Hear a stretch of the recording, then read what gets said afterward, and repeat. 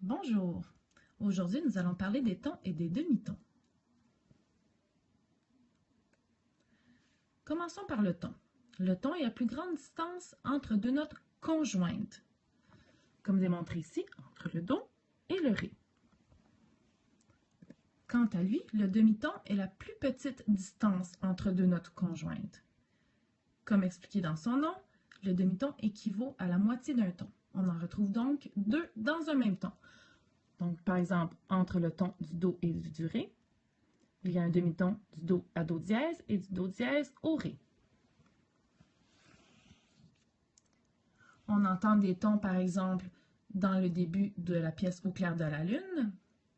Do, do, do, ré, mi, ré, do. Et des demi-tons, par exemple, dans le fameux thème du film Des Dents de la Mer. Ta-na, ta-na, tan, tan, tan, tan, tan, tan, tan, tan. Sur un clavier de piano, les demi-tons et les tons peuvent être autant ascendants que descendants. Par exemple, un ton entre Sol et La ou un ton entre Ré et Do. Ils peuvent être entre des notes blanches, mais également entre des notes noires, comme le Fa dièse et le Sol dièse. Attention, il y a toutefois deux pièges.